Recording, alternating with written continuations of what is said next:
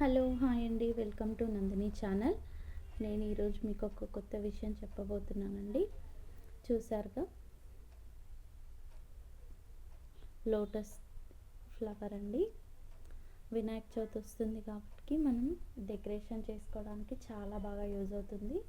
దీన్ని నేను ఎలా తయారు చేశానో నేను మీతో షేర్ చేసుకుంటాను. నేను యాక్చువల్గా ఈ ప్రోడక్ట్ని నేను మీషోలో చూశానండి. సో పర్చేస్ చేయడం ఎందుకు, నేనే రెడీ చేసుకోవచ్చు, ఇంట్లో వేస్టేజ్ ఐటెంతోనే రెడీ చేశానండి. చూసారుగా ఎలా ఉందో, చూడండి ఎంత పర్ఫెక్ట్గా ఎంత నీట్గా ఉందో. డెకరేట్ చేసుకుంటే కూడా అంతే అందంగా ఉంటుందండి. సో నేను ఇది ఎలా తయారు చేసుకోవాలో మీతో షేర్ చేసుకుంటాను. ముందుగా నేను ఇంట్లో ఒక వేస్టేజ్ అట్ట లాంటిది తీసుకున్నానండి. దాన్ని పెన్సిల్తో డ్రా చేసుకొని లోటస్లా కట్ చేసుకున్నాను. ఆ తర్వాత ఇంట్లో డ్రై అయిపోయిన నెయిల్ పాలిషెస్ ఉంటే దాంతో నేను ఇలా పెయింట్ చేసుకొని ఇలా డ్రై చేసి పెట్టుకున్నాను, gold and pink colour.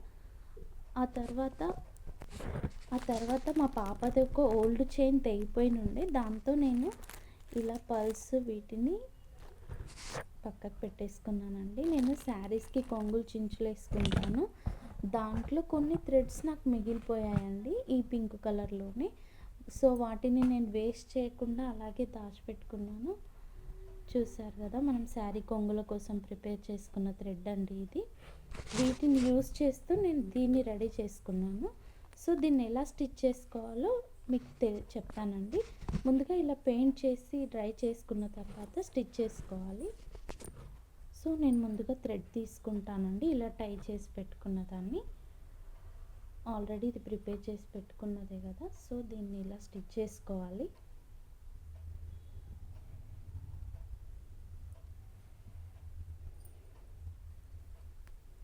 Same మనం శారీ కొంగులకు ఎలా స్టిచ్ చేసుకుంటామో అలా స్టిచ్ చేసుకోవాలండి.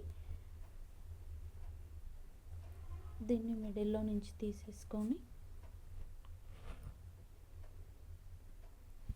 ఇలా తీసుకోవాలండి. ఇలా టై చేసుకోవాలి. ఇలా టై చేసుకున్న దానికి ఈ బుట్ట ఉంది కదా, ఈ బుట్టని నిడిల్లో పెట్టేస్తాను.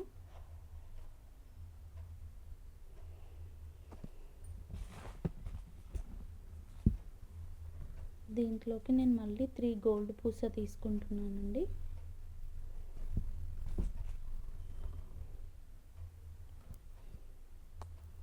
గోల్డ్ పూస అయితే తీసేసుకున్నాను, చూసారు కదా. ఇలా రెడీ చేసుకున్న దాన్ని మనం దీనికి స్టిచ్ చేసుకోవాలండి. చూసారు కదా, ఫ్రంట్ నుండి తీసుకోవాలి. ఫ్రంట్ నుండి తీసుకోవాలి మనం. ఇలా స్టిచ్ చేసుకోవాలండి. ఎలా స్టిచ్ చేసుకోవాలి, దీన్ని ఫ్రంట్ నుండి ఇలా తీసుకొని బ్యాక్ సైడ్ మళ్ళీ లూజ్ అవ్వకుండా మనం స్టిచ్ చేసుకోవాలండి.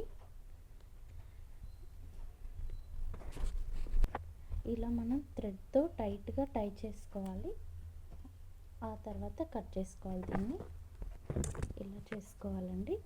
ఆ తర్వాత వైట్ పల్స్ని స్టిచ్ చేసుకోవాలి. మిడిల్లో వైట్ పల్ వస్తుంది ఒకటి, ఇది ఒకటి తీసేసుకుంటున్నానండి. ఫస్ట్ కింది నుంచి నిడిల్ తీయాలి. మిడిల్లోకి ఇలా మిడిల్లోకి తీయాలి. ఈ వైట్ పల్ని ఇందులో నుండి తీసుకొని ఇక్కడ స్టిచ్ చేసుకుంటున్నానండి.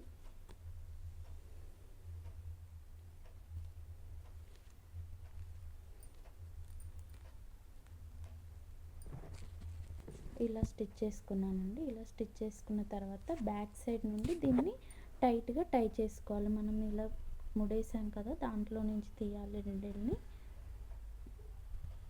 సో అది అట్ట పేపర్ కాబట్టి మనం ఎక్కువగా నిడిల్ని అట్టాకు కుచ్చేస్తే హోల్స్ పడిపోతుంది, ఫ్రంట్ నుండి గలీజ్గా కనిపిస్తుంది అనమాట.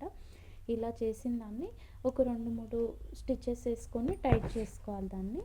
సో ఇలా మిడిల్లో వైట్ పల్ని నేను స్టిచ్ చేశానండి.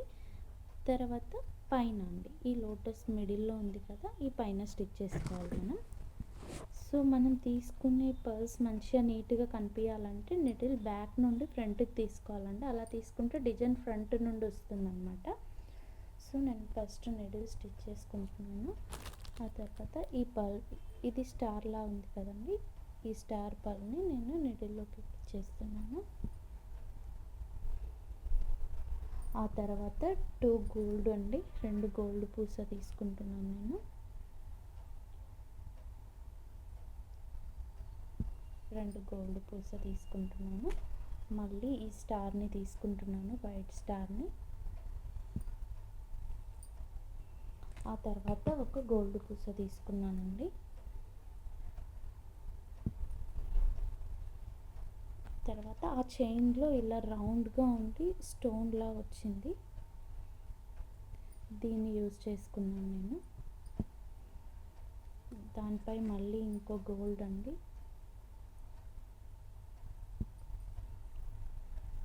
ఆ తర్వాత వైట్ స్టార్ని తీసుకుంటున్నాను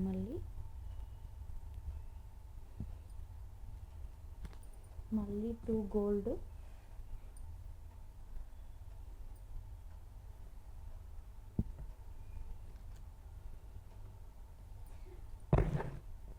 మళ్ళీ ఒక వైట్ స్టార్ తీసుకుంటున్నానండి. తర్వాత థ్రెడ్తోని ఈ లాస్ట్కున్న స్టార్ పర్ల్ని మనం స్టిచ్ చేసుకొని టైట్ చేసుకోవాలి.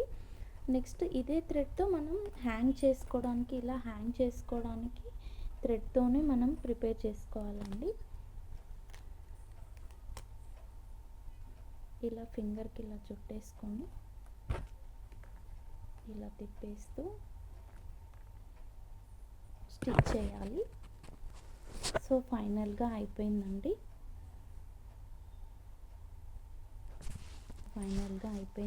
చూడండి.